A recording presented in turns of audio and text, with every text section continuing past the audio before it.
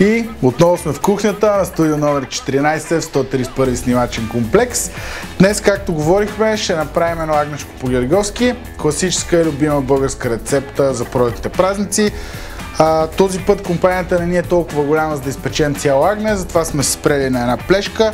Днес ще изпечем на бавен огън, отделно ще направим дроб сърма и ще си нарежем една голяма хубава зелена салата. Сега вижте част от продуктите и почваме да готвим.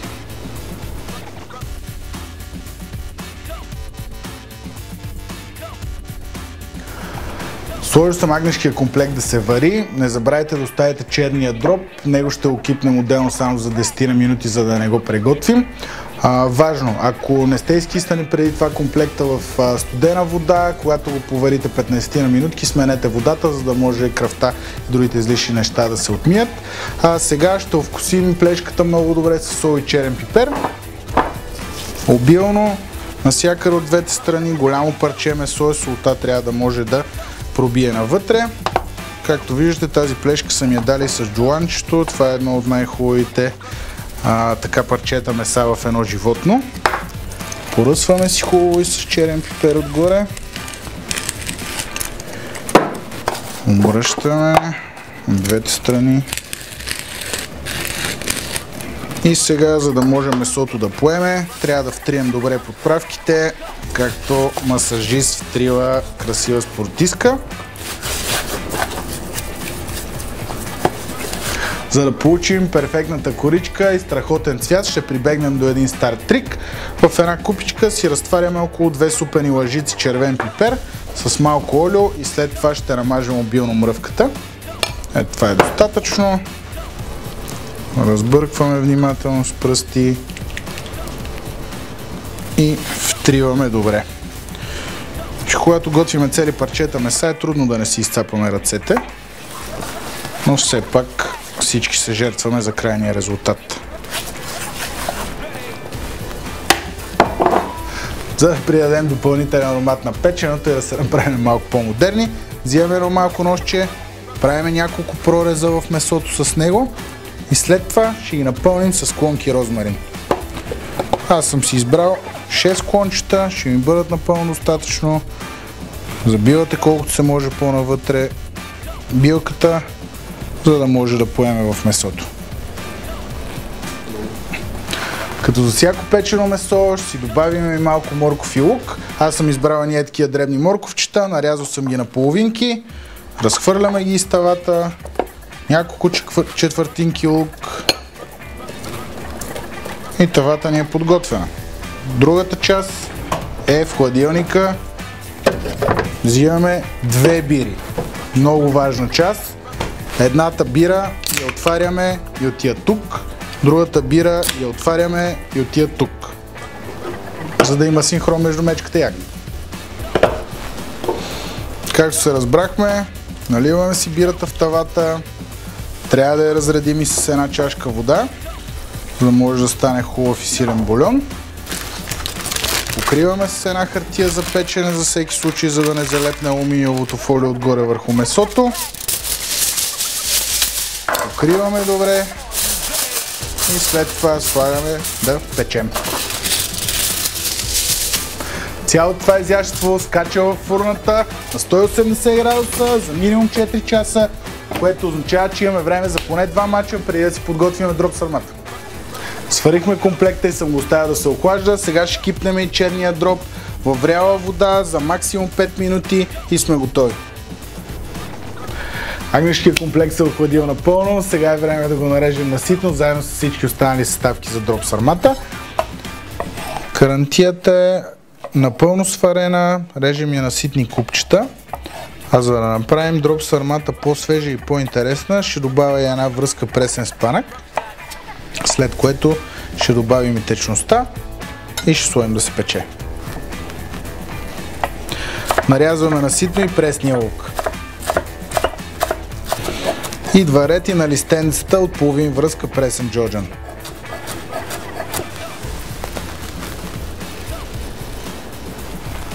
За да ни се получи перфектна дроб сърмата, трябва да си задушим карантията и пресния лук в малко мазнинка и след това ще добавим и всички останали съставки. Не прекалявайте с мазнината. Печеното е достатъчно влажно. Само че...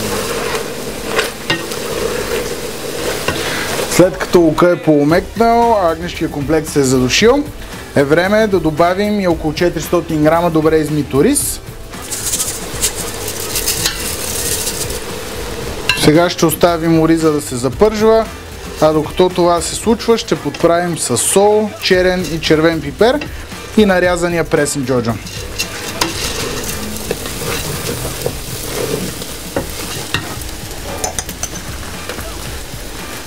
След подправките ще добавим и течността, която трябва да е в съотношение 3 към 1.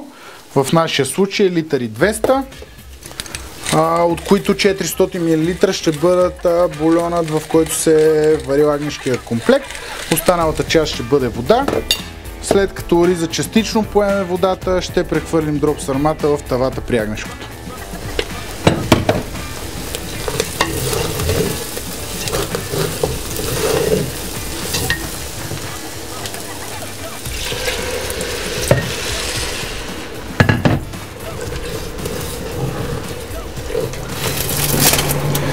Агнешкото се е пекло около 3 часа и половина и оха е невероятно. Сега ще го извадим от тавата, за да сложим на негово място дроб сърмата и да ги върнем заедно за още около час в фурната.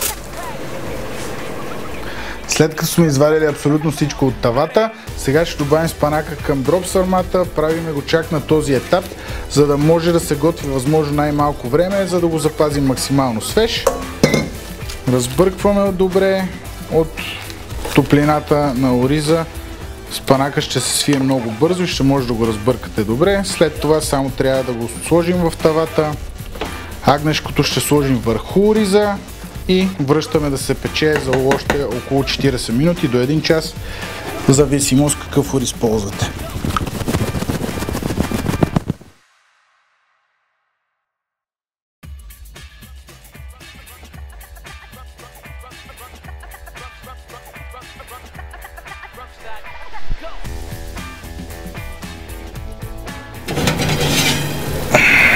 Агнешкото и дроб сърмата са перфектни, а с сърмата раздразнихме целия вход. Сега ще ги оставим да си починат за около половин час, докато си нарежем една хубава зелена салата.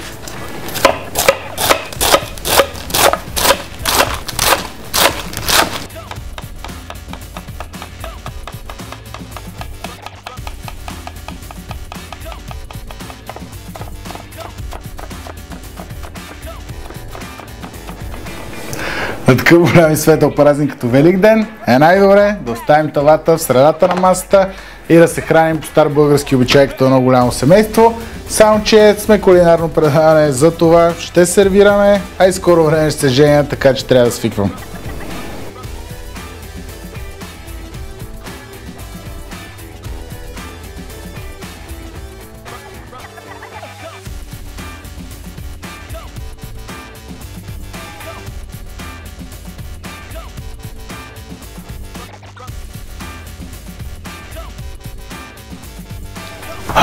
Това беше, гледайте ни другата седмица, защото сме ми приготвили нещо ново и много забавно. Ще ни гостува един човек със силно изразено чувство за хумора и такова за консумиране на храна. До тогава ни следете в Facebook и Instagram и естествено не забравяйте да се абонирате за канала в YouTube. Желаем ви и вие да впечатлите вашите близки, следвайки нашата рецепта. Изпотрошете една камара яйца на Великден и дано да не ви се лепи козунака.